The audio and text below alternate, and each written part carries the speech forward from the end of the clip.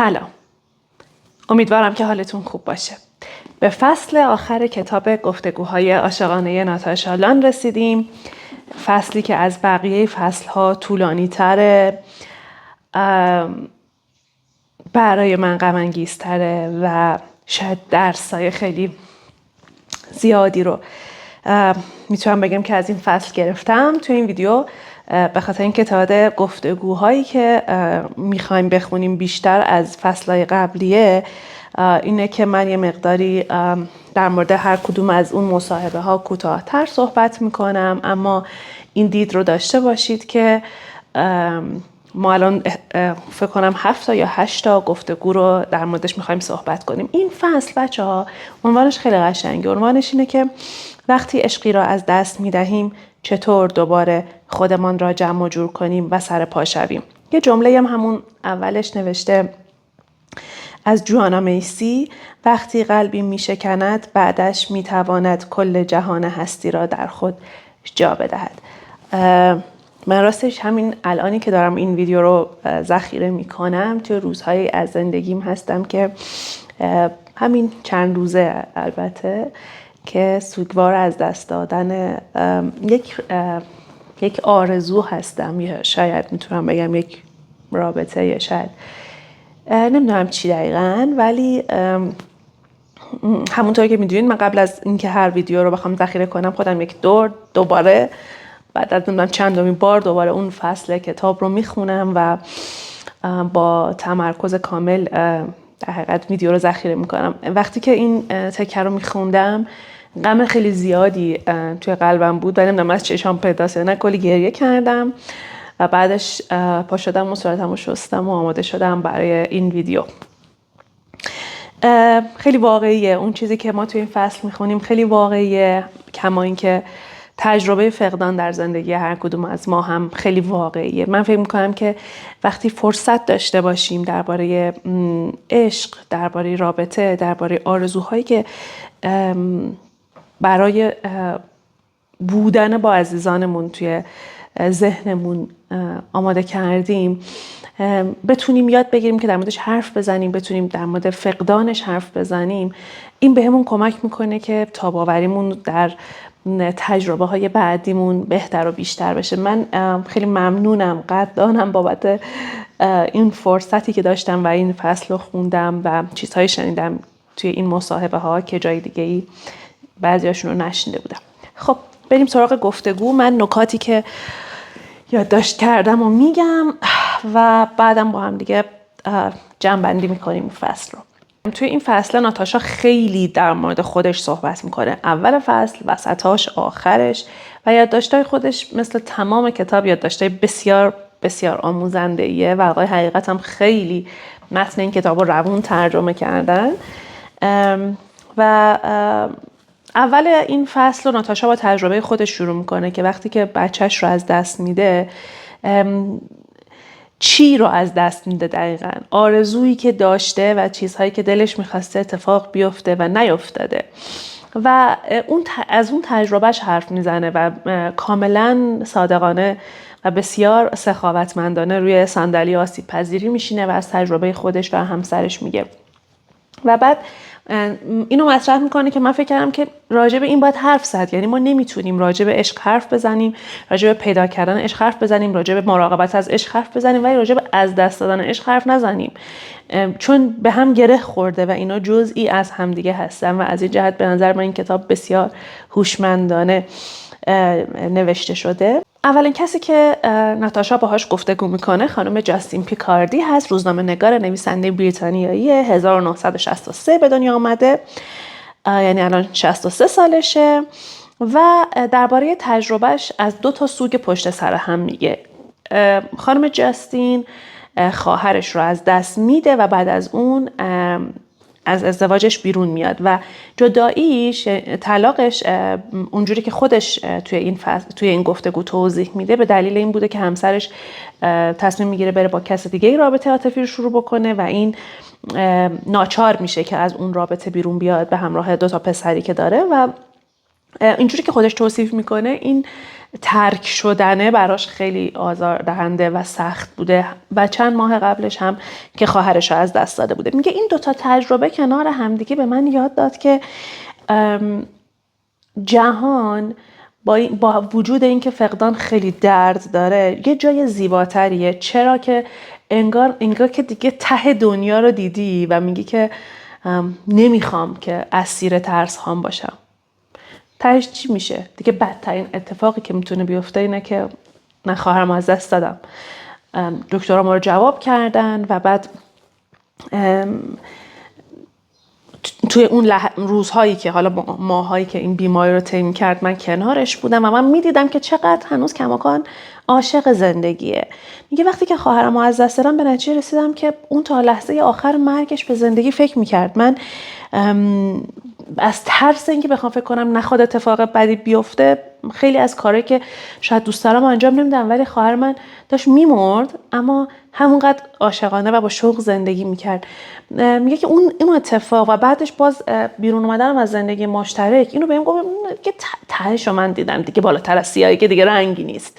و از اونجا انگار که جهان برام یک شکل دیگه شد، معنای دیگه پیدا کرد. یکم توضیح میده که چطوری با همسر کنونیش که اسمش فیلیپ آشنا میشه و چقدر دو دل بوده، چقدر میترسیده برای تجربه عشق دوباره و خلاصه که تجربهش خیلی تجربه دلنشینیه. یه تعریفی در مورد عشق داره، من خیلی اینو دوست داشتم. اونجا اون سال آخره هست که توی همه گفتگوها ناتاشا از همه میپرسه که اگه که دوست داشتی به خود جوانترت که درس بدی، اگه یا در مورد این که چی دوست داشتی در مورد عشق بدونی که فکر می‌کنی اگه زودتر میدونستی خیلی بهتر بود. در پاسخ به این سوال یه چیز خیلی باحالی میگه که من الان دوست داشتم که به اون بگم که به خود جوانترم بگم که اون شور و هیجان و استراب و اون قلیویلی شدن دل و اینا اون عشق نیست. عشق اون احساسیه که باعث آرامش میشه. حس میکنی با طرف مقابلت همساز و هماهنگی و این یه احساس بسیار ارزشمنده. میگه که الان من اگه که بتونم برگردم مثلا دیگه منتظر اون نخواهم بود و تشخیص میدم که اون شاید حتی حاصل یک سری روابط ناسالم باشه.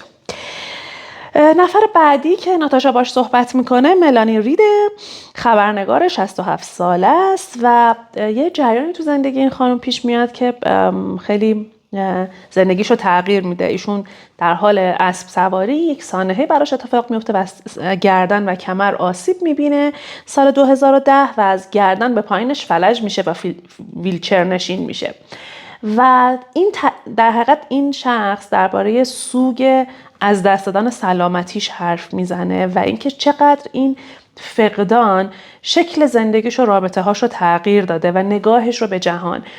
توی این بخش تعریف میکنه که همسرم منو رها نکرد، از من مراقبت کرد و با خانواده‌ام زندگی ادامه دادم، اما چیزی که تجربهش کردم همزمانی که خیلی درد داشت، انگار که مثلا من دیگه یه تکه از حرفای ملانی رید خیلی اینجا منو متاثر کرد که میگفتش که انگار من دیگه نمیشد اونطوری که قبلا در آغوش گرفته میشدم یا در آغوش میگرفتم عزیزانم و دیگه اونجوری دربر گرفته بشم. و وقتی من خودم بهش فکر کردم که چقدر تجربه عجیبیه، انگار تو دیگه نمیتونی اون شکلی عزیزانت رو بغل کنی یا بغل بشی از سمت اونها. و درباره این هیچ کدوم از این افرادی که این فقدانا رو تجربه کردن بچه‌ها کوچیک نمی‌کنن فقدانشون رو، شعار نمیدن، همزمانی که از رنجشون حرف میزنن، از اینکه خب این و چی، این اتفاق برام افتاد و دیگه چی برام اتفاق افتاد، که شاید اگر این اتفاق نیفتاده بود اون جمله بعد از و رو نمیفهمیدم. ملانی رید میگه من فهمیدم اون عشق و مهربانی که آدم‌ها نسبت به هم دیگه دارن و من بعد از اینکه این اتفاق برام افتاد تجربهش کردم، این چیزی بود که قبلش نمیدونستم. نه فقط خانواده‌ام، آدمای دیگه. مثلا تعریف میکنه که یه بار توی پارکینگ بودم، منتظر بودم دوستم بیاد منو مثلا چیز کنه، ولی مثلا کمکم کنه که ویلچرمو حرکت بده. چند تا جوان اومدن گفتن کمک می‌خوای و این برای من عشق بود. وقتی من این تکه از کتابو می‌خوندم یادم افتاد به دوران بارداریم 9 سال پیش و یادم میاد که خب من مثلا با تاکسی میرفتم دکتر، مثلا چیز برم سونوگرافی برم یا مثلا کار بانکی داشتم و اینها، خیلی فعال بودم اون زمان، از این حرکت زیاد میکردم، مثلا خونه نشین نبودم و خیلی برام جالب بود که میدیدم که آدما یک احترام و عشق و توجه خاصی به خانم باردار میکنن و من خب شیراز زندگی میکنم و این تجربه مربوط به هولوش سال 94 دیگه، این هولوش نه، همون مربوط به تجربه من در سال 94 و آدما مثلا صندلیشون رو به من میدادن که ساده ترین چیزش بود. مثلا از من میپرسن کولر رو میخوای بعد روشن کنی، مثلا اینکه چیزی میخوری، کمکی میخوای، کاری داری، و حتی با نگاهشون، نه الزاما فقط گفتن اینکه کمک میخوای، و با نگاهشون انگار که داشتن از من و فرزندی که در شکمم داشتم مراقبت میکردن و من این احساس مهربانی اجتماعی رو اون موقع تجربه کردم. گرچه که خب بارداری هیچ شباهتی به این تجربه خانم ملانی رید نداره، اما صرفا میخواستم از این تجربه بگم که انگار وقتی که جامعه به دلیل یک تغییر فیزیکی در تو به تو توجهی میکنه و با تو مهربان میشه، تو احساساتت قیلی ویلی میشه. من خیلی احساس عشق میکردم اون روزها از اینکه آدمای شهر و مردم همشهریم بهم محبت میکنن. دیگه نکته که دوست داشتم بگم، فقط این چیزی که دوست دارم یعنی اضافه کنم فقط این که میگه که عشق و مهربانی عمیقی که ما انسان‌ها رو به هم وصل میکنه شکل جدیدی از عشقه که من بعد از این ماجرا تونستم تجربهش کنم. نفر بعدی که باهاش صحبت میکنه استفان گروسه که یه روان درمانگر خیلی معروفه که اول تحصیلاتش رو توی امریکا میگذرونه و بعد میره بریتانیا و اونجا عضو انجمن روانکاوی انگلیس میشه توی آکسفورد و خیلی معروفه. یک کتابی داره به اسم زندگی آزموده که ترجمه های مختلفی ازش هست، ولی خب این کتابی که من دارم که حالا عکسش هم اینجا میذارم توی ایران هم خیلی کتاب پرفروشیه. استفان گروس متولد 1959 و رئیس انجمن روانکاوی بریتانیاست بوده، حالا در یک برهه‌ای. و با استفان گروس از بعد روانکاوانه ناتاشا صحبت میکنه، مصاحبه میکنه باش و ازش میپرسه درباره فقدان و نکاتی که این آقا مطرح میکنه. چند تا چیز خیلی جالب داره به خصوص برای والدین. به نظر من میگه یک چیزی که ما راجع به عشق لازمه که بدونیم و از بچگی باید بفهمیم اینه که عشق و فقدان به هم گره خوردن.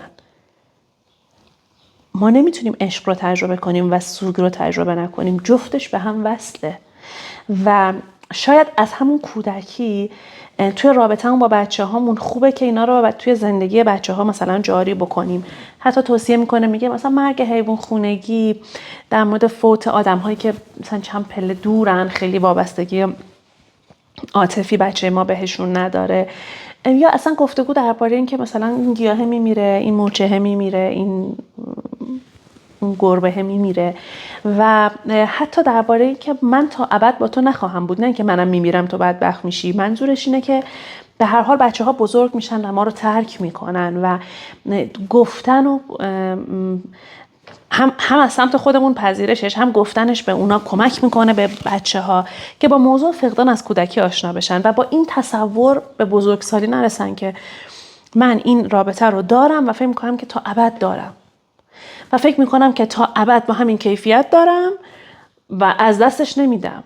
حالا این فقدان میتونه هم فوت باشه، هم میتونه از دست دادن رابطه باشه که حالا ممکن توی ازدواج مفهومش طلاق باشه، یا حتی توی رابطه های خانوادگی هم میتونه از دست دادن رابطه بشه. هستن اعضای خانواده که با هم ارتباطشون رو قطع میکنن و رابطهشون از دست میدن، هم زنده هستن ولی رابطه رو از دست میدن. منظورش اینه که اینو بچه‌ها باید بدونن بعد بزرگ شن که فقدان هم جزئی از زندگیه و خود فقدان رو باید پذیرفت. و بعد درباره این صحبت میکنه، میگه ما اگه که فقدان رو به عنوان یک امر طبیعی زندگی انسانی نپذیریم، ممکنه که یه اتفاق بدی برامون بیفته که حتی نتونیم عشق رو به خوبی تجربه کنیم. چرا؟ چون میترسیم از دست دادن. وقتی ما پذیرش واقعی و قلبی راجع به فقدان نداریم، این احتمال وجود داره که به خاطر ترس از این که من برم توی یک رابطه عاطفی عشق رو تجربه کنم، یا اصلا بچه دار بشم، یا اصلا ازدواج بکنم، یا اصلا دوست پیدا کنم، اما توی اون رابطه آسیب ببینم، سختی بکشم، اون چیزی که دلم میخواد و به دست نیارم، و یا اینکه بمیره اون آدمه، یا اینکه رابطه ما به هم بخوره. اصلا میگه ما فرصت عشق رو هم از دست میدیم.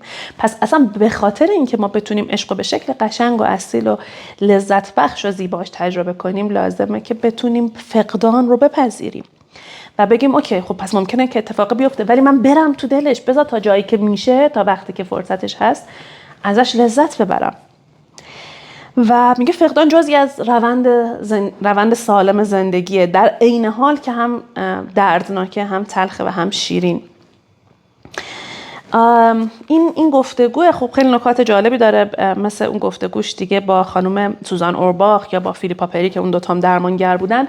گفتگوش با استفان گروس هم خیلی گفتگوی عمیقیه برای من که یکم متفاوته با گفتگوهایی که با نویسنده ها و روزنامه نگارا داره. یک کمی انگار که این افراد به خاطر تخصصشون توی این بحث عمیق تر شدن. نفر بعدی که ناتاشا باهاش مصاحبه کرده خانم آریل لوی هست، نویسنده آمریکایی. البته من اسمش درست خوندم یا نه. تو مجله نیویورکر 1974 به دنیا اومده و تجربه این خانم روزنامه‌نگار که خیلی روزنامه‌نگار معروفیه، یک جنس دیگه از فقدانه. این آدم توی هفته 19 بارداریش وقتی که رفته بوده به یک کشوری دیگه واسه یه سفر کاری، به صورت اتفاقی جنینش رو از دست میده، جنین 19 هفته‌ایشو، و تنها بوده و اونجا یعنی همسرش همراهش نبوده و چند هفته بعدش هم زندگی مشترکش به پایان میرسه. خیلی توضیح نداده بود تو کتاب، یا حالا من تو سرچام هم پیدا نکردم که پایان یافتن زندگی مشترکش ربطی به از دست دادن جنینش داره یا نه، ولی به هر حال 2 سوگ رو پشت سر هم تجربه میکنه و یه اتفاقی که براش میفته اینه که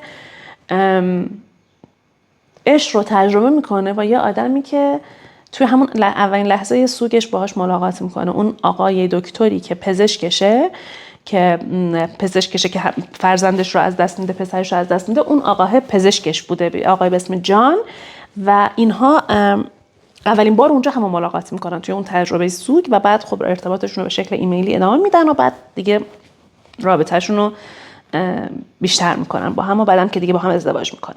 یه کتابی داره، امیدوارم که کتابه به فارسی ترجمه شده باشه، حالا سرچ میکنم اگه بود اینجا براتون میذارم. اسمش The Rules Do Not Apply، ترجمه آقای حقیقت، معادلات به هم میریزد، وقتی معادلات به هم میریزد یا همچین چیزی. درباره این تجربهش حرف میزنه که میخواد در مورد میگه که تو این کتابه و تو همین گفتگوش هم باز به این اشاره میکنه که ما خیلی وقتا انتظار یه سری چیزایی رو نداریم و اتفاق میفته. من با یک خانومی هم باردارم، بعد من یک خانومیم باردار میشم، بعد انتظار دارم که بچه‌م به دنیا بیاد و یک زندگی ادامه پیدا میکنه مثلا با همسرم، ولی بعد یهویی تو هفته 19 بارداری فرزندم از دست میدم، ازدواجم هم به هم میخوره و یهویی با یکی که توی اون بیمارستان پزشک من بوده ممکن ازدواج بکنم. خیلی تجربه عجیبیه و میگه که این به من نشون داد که معادلات ما تو زندگی ممکنه که خیلی به هم بخوره و یه سری چیزایی هست که تو نمیتونی تغییرشون بدی، ولی یه سری چیزا هم هست که میتونی تغییرشون بدی. این به من احساس رهایی داد. من این نگاه این آریل رو خیلی اینجا دوست داشتم. خودم توی این بخش کتاب خیلی تأمل کردم که آره منم به شخصه به این نتیجه خیلی تو زندگیم رسیدم که واقعا خیلی چیزا دست من نیست. یه سری چیزا واقعا در کنترل من نیست و از دستشون میدم، گرچه که براشون ممکن که خیلی تلاش کرده باشم. آره سخته و نمیشه سوی آدم‌های مختلف هم با هم مقایسه کرد. درد فقدان‌ها رو نمیشه مقایسه کرد که حالا اونی که پدر مادرش رو از دست داده سخت‌تره، اونی که جنین رو از دست داده، اون که پسر بزرگش رو، اون که سلامتیش رو، اون که رابطه بلند مدتش رو، کدومش سخت‌تره نمیشه گفت. در مورد این رو صحبت میکنه خانم آریل که یه سری چیزا تو زندگی هست که تو نمیتونی تغییرش بدی و این پذیرشش میتونه به تو احساس رهایی بده و جاری بشی تو زندگی. و میگه تنها چیزی که انگار که من میتونم که به نتیجه رسیدم میتونم تغییرش یا کنترل روش داشته باشم عشقه. دست کم این که تصمیم بگیرم عشق اولویت باشه توی زندگیم، نه الزاما من میتونم توی یک رابطه عاطفی اگه که خیلی هم دلم بخواد بمونم یا تشکیل بدم، اصلا شروعش کنم یک رابطه عاطفی رو. خب یک رابطه یک اتفاق دو نفر است. ممکنه من یا شما یه نفر خیلی دوست داشته باشیم ولی اون دوست نداشته باشه ما رابطه تجربه بکنه. پس ما در کنترلمون نیست اینجاش. اما این انتخاب میتونه انتخاب خوبی باشه که یعنی میتونه انتخاب ما باشه که عشق برامون اولویت باشه توی زندگی.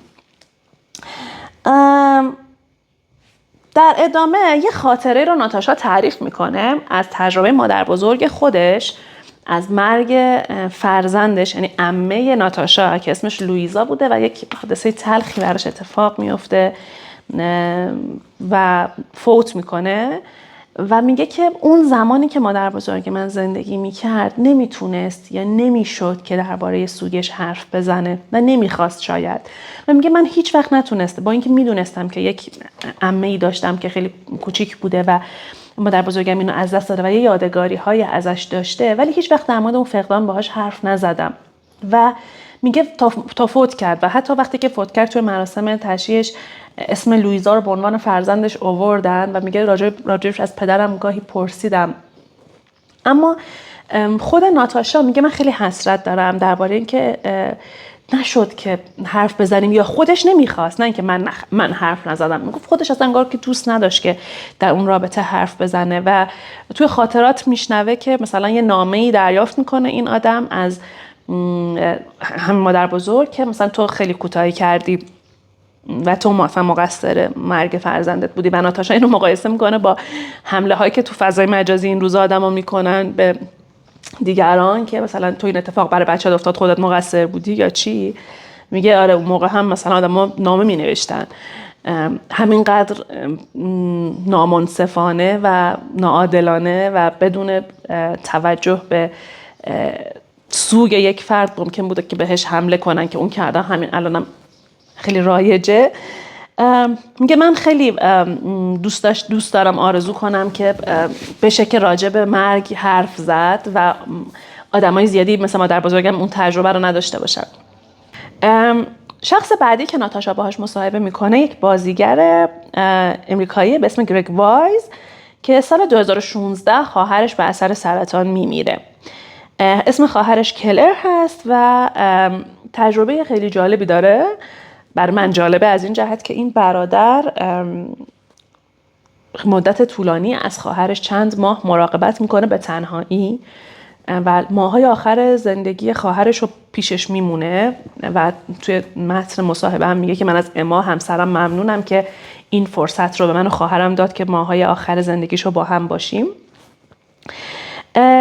و خب خیلی از سختی های مراقبت و ذره ذره دیدن آب شدن عزیزش میگه و هم این که میگه من با اون اتفاق امیدوارتر شدم و دلیل این که امیدوارتر شدم به زندگی این بود که فهمیدم با وجود همه تجربه هایی که آدم توی زندگیش داره میتونه در یک لحظات سختی کنار عزیزانش باشه و میتونه یک کاری براشون انجام بده و این به زندگی منو امیدوار کرد. این که تونستم تو ماهای آخر زندگی خواهرم که مریض بود کنارش باشم و ازش مراقبت کنم، خودم تنها دستشویی ببرمش، کاراشو انجام بدم، ببرمش دکتر، چکاپاشو پیش ببرم و تا لحظه آخر کنارش باشم، میگه به منو امیدوار کرد. انگار که احساس توانمندی میکنه که آها پس من میتونم که برای کسایی که دوستشون دارم مؤثر و مفید باشم و این برام زیباست. و میگه که من اون موقع فهمیدم که سوگ چیزی از عشق کم نداره و هر کسی همون جوری که یک شکل خاص خودش عاشق میشه و عشق رو تجربه میکنه، سوگم به همین شکله.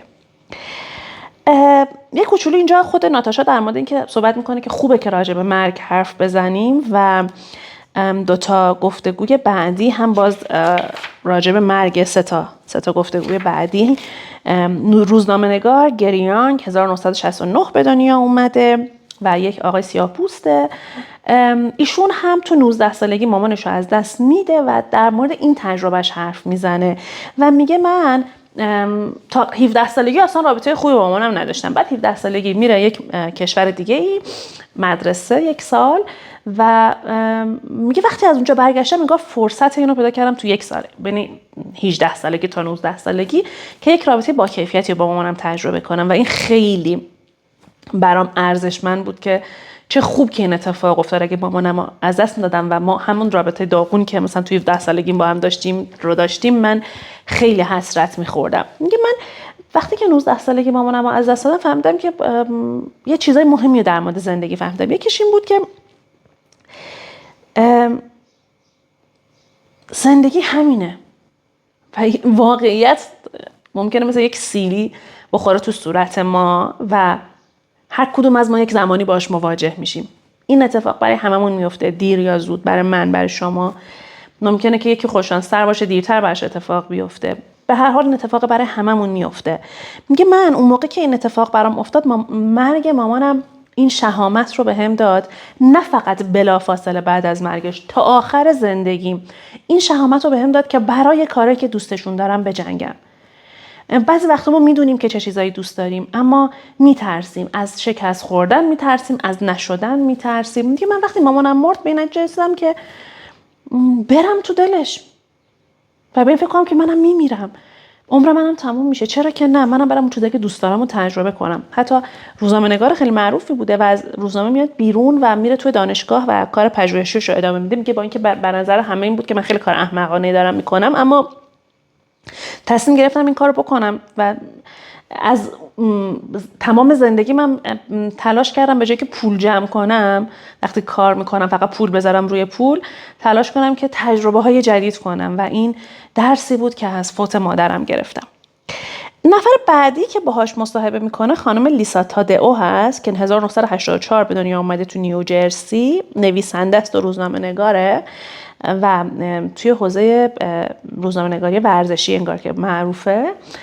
این خانم هم باز تجربه در مورد مرگ پدر و مادرش داره. اول پدرش رو از دست میده و مامانش رو سوگوار میبینه و مامانش رو ناتوان در جمع کردن خودش و مراقبت از دختر میبینه و بعدش هم بعد از چند سال مامانش رو از دست میده. یعنی مرگ پدر و مادرش با همزمان که نه یه فاصله بینش بوده، اما میگه حتی خود مرگ پدرم به تنهایی و بعد دیدن شکنندگی مامانم که نتونست سوگ پدرم بعد از سوگ پدرم بلند شه از جا و من لازم بود که ازش مراقبت کنم و اینکه اصلا کسی نبود که از من مراقبت بکنه و بعد مرگ مامانم برای من خیلی سنگین و سخت بود. ناتاشا توی صحبتاش با این خانم به یه موضوع مهمی اشاره میکنه.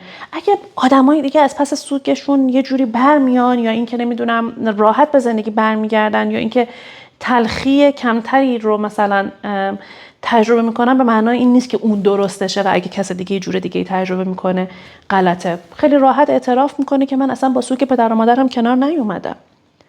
ازدواج کرده، الان بچه داره، ولی میگه من با سوگ پدر و مادرم کنار نیومدم و من نوع سوگواری من متفاوت بود. من تنهایی سوگواری کردم. و بعد یه کتابی مینویسه، فکر میکنم بذارم ببینم نوشتم در موردش، شاید اشتباه میکنم که کتابی مینویسه، ولی خب این تلاش میکنه که خیلی بره سراغ آدم‌هایی که سوگ رو تجربه میکنن و این گفتگو کنه باهاشون و به اونا این فرصت رو بده که حرف بزنن و بگن اگه نمیتونن کنار بیان با مرگ عزیزشون حرف بزنن و بدونن که تنها نیستن. و اون نکته که میگه که دوست دارم که میدونستم و دوست دارم که بگم به دیگران اینه که گرچه که فقدان باعث عمیق‌تر شدن عشق آدم میشه و به زندگی معنا میبخشه، اما همچنان روایتی تلخ و سخته و یک واقعیت که هیچ وقت سختیش و تلخیش کم نمیشه و آدم ها ممکنه بعضیا نتونن تا آخر عمرشون حتی اگر که چیزهای دیگه رو تجربه کنن از اون تلخی و سختی ماجرا برای خودشون کم کنن. آخرین شخصی که باهاش صحبت میکنه ناتاشا همسر یه نویسنده است که جفتشون پزشکن، آقای پول کانالیتی، پزشک جراح اعصابه و ایشون سرطان ریه میگیره و یه کتابی مینویسه توی پروسه مرگش، یعنی تو فرایند مرگش کتابی می‌نویسه به عنوان وقتی دیگر هوایی در ریه‌هایت نمانده و خیلی عجیبه. من این منو یاد سه‌شنبه‌ها با موری انداخت که اون هم اگه کتابشو خوندید یا که فیلمشو دیدید اونم داستانش همینه. این پزشک پروسه مرگش رو که داره طی میکنه همزمان باهاش کتاب مینویسه و بعد حالا خود ناتاشا رفته سراغ خانومش و با خانومش مصاحبه کرده. اسمشون لوسیه، خانوم پزشکه و از 2006 تا 2015 با هم زندگی کردن و خب 2015 همسرش رو از دست میده. الان داره زندگی رو ادامه میده. یه دختر 5 ساله داره وقتی که ناتاشا باهاش مصاحبه میکنه و میگه که من چند تا چیز رو بعد از مرگ همسرم فهمیدم. یکی این که خب من انتظارش رو نداشتم که همسرم رو از دست بدم و فرزندم 8 ماهش بود که پدرش رو از دست داد و عملاً بچه من هیچ خاطره‌ای از پدرش نداره. و غیر از این که خودم این سوگ رو دارم که خب همسرم رو که دوستش داشتم، که عاشقش بودم، که همکار بودیم، که خیلی رویاها داشتیم، یک هویه از دست دادم بر اثر سرطان، الان باید با اون خاطره هایی که باهاش داشتم زندگی کنم، هم این که اونو زنده نگه دارم در زندگی فرزندم و فکر میکنم این هم یک نوع از رابطه است. میگه من به بچه‌م گفتم ما حتی اگه خاطرات کمی یا حتی اگه دلتنگی هایی داشته باشیم وقتی به پدرت فکر میکنیم، این خودش یک شکلی از خاطره است و داره تلاش میکنه که جایگاه پدر فرزندش رو توی زندگی فرزندش بتونه به شکلی که میتونه زنده نگه داره و خودش همچنین بتونه اون عشق رو در قلب خودش نگه داره. و میگه من با کارم و با شکلی که توی شغلم بعد از فوت همسرم ظاهر شدم، انگار که یه جورایی سوگکاری میکنه. حالا این اصطلاحو من دارم میگم که خب جای دیگه شنیدم، ولی خود نویسنده اینو نمیگه، ولی میگه من این کارو کردم باهاش. که چی؟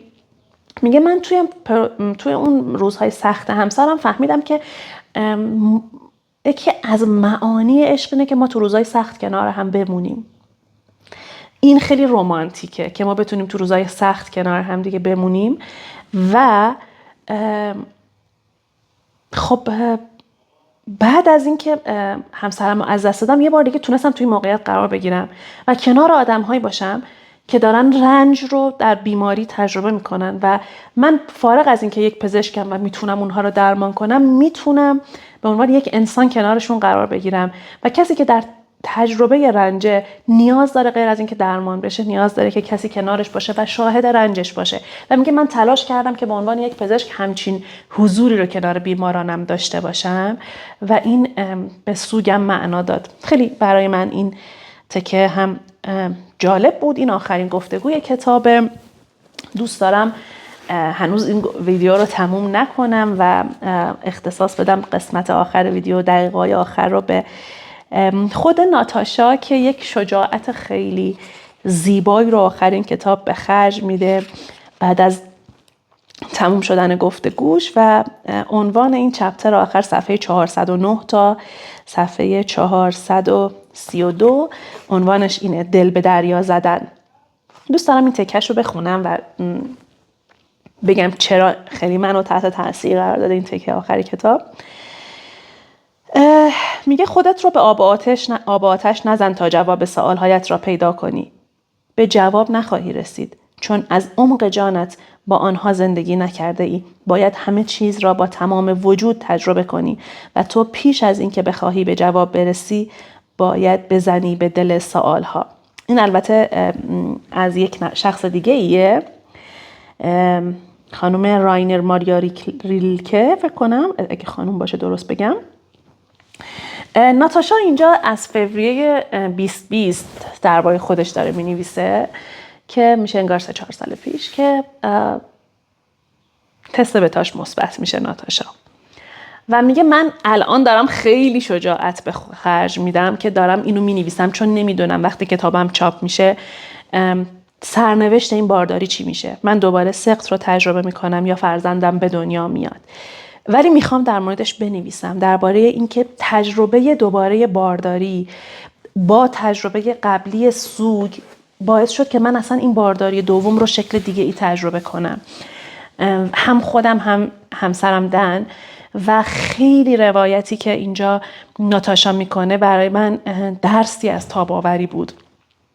وقتی که و بیانش، یعنی غیر از این که خب تلاش میکنن که دوباره بچه دار بشن، پذیرش این که اون شوق اولیه، اون حسی که تو بارداری اولشون تجربه کردن و الان ندارن. کماکان هر لحظه میترسن که از دستش بدن، حتی یه جای خونریزی میکنه دوباره مجبورن برن همون بیمارستان، همون پزشک، همون شرایط قرار بگیرن. و میگه که ما دیگه هیچ وقت اون بیخیالی رو تجربه نکردیم، دلم برای اون بیخیالی تنگ شد، ولی ما دوباره این بارداری رو تجربه کردیم و با ترس هامون کنار هم موندیم و این هم یک شکل دیگه از عشق بود، چه نسبت به هم دیگه، چه نسبت به بچه‌ای که بعدش میخواستیم به دنیا بیاریم. حرف آخر که صفحه 419 هست، خب دوباره جمع‌بندی این کتاب، میگه که این کتاب برای من چی داشت، میخواستم، هدفم چی بود و چی به دست آوردم و من هر باری که این تکه آخر رو خوندم بغض کردم. میخوام چند تا تکه از این براتون بخونم و خب همونطور که میدونید اسپویلم نیست که ناتاشا یه دختر داره و الان که من الان دارم صحبت میکنم با شما احتمالاً 3 سال و نیم 4 سالشه و خب خوشبختانه تجربه مادر شدن رو داره و من دوست دارم این درسی که ناتاشا خودش بیان میکنه که گرفته از این کتاب به این قطوری، البته ترجمه فارسیشو، دوست دارم برای شما یه تکه هاییشو بخونم و ویدیو رو تموم بکنم. یه کنار گذاشتن این گفتگوها به هم نشون داد که عشق همه جا هست، با شکل‌ها و شیوه‌ها و نمودهای متنوع و متفاوت. شگفت زدم از اینکه چقدر قدرتمند و عظیم است و از اینکه همه جا و همیشه هست، ولی در عین حال برای هر آدمی به گونه‌ای منحصر به فرد. بعد از اهدافش میگه که الان دیگر هدفم این نیست که در مسیر عشق و دوست داشتن به هیچ مشکلی برنخورم. هدفم این است که جوری زندگی کنم که وقتی در روزهای آخر عمرم به گذشته نگاه میکنم خیالم راحت باشد که عشق را خوب شناختم. الان دیگر میدانم که عشق انواع گوناگونی دارد. عشق پدر و مادر مثل احساس گرمای آفتاب روی پوست است و عشق زن و شوهر مثل 2 نوت مختلف است که در یک آهنگ زیبا کنار هم قرار گرفتند. امیدوارم آن موقع هم یادم باشد که عشق محدودیت ندارد. عشق باعث می شود حواسمان به بقیه باشد و ما انسانها را به یکدیگر و به جهان هستی وصل می کند. عشق یک جور قول و قرار است، یک جور جستجوست و یک جور خانه و مأمن. عشق یعنی برای حفظ رابطه‌ات انرژی بگذاری و با ریختن یک فنجان چای برای کسی که دوستش داری، یا با شوخی کردن یا با معذرت خواهی وقتی که اشتباه کرده ای. عشق دنیایی است که همراه با یک نفر دیگر خلق می‌کنی. دنیایی که سنگ بنایش واقعیت است و نه خیال و رویا پردازی. دوست دارم در لحظه‌های آخر عمرم خیالم راحت باشد که در لحظه‌های معمول زندگی حواسم به عشق بوده. وقت‌هایی که جونی از خواب بیدار می‌شد و به رویم لبخند می‌زد، وقت‌هایی که در مهمانی کریسمس به قار و قور شکم همدیگر می‌خندیدیم، وقتی که غریبه‌ای به من لطفی می‌کرد، شب‌هایی که به آسمان صاف و بدون ابر خیره می‌شدم و به رازآلودگی‌اش فکر می‌کردم. وقتی در یک صبح آفتابی پاییزی در آغوش دوستم آرامشی عمیق رو تجربه می کردم و وقتی ایمیلی از دن گرفتم که در آن به نقل از فریدا کالو نوشته بود در دام عشق کسی بیفت که جوری نگاهت کند انگار یک بیسکویت بوربونی. امیدوارم در آخرین روز حضورم در روی این کره خاکی همه این خاطرات یادم بیاید و با خودم بگویم که عشق چقدر شگفت انگیز است. زندگی چقدر شگفت انگیز است. این کتاب نه تنها باعث شد عشق را بهتر بشناسم، بلکه کمک کرد بفهمم چه چیز مهمی است و چقدر باید حواسم را به آن جمع کنم. از این بابت بی نهایت قدردانم.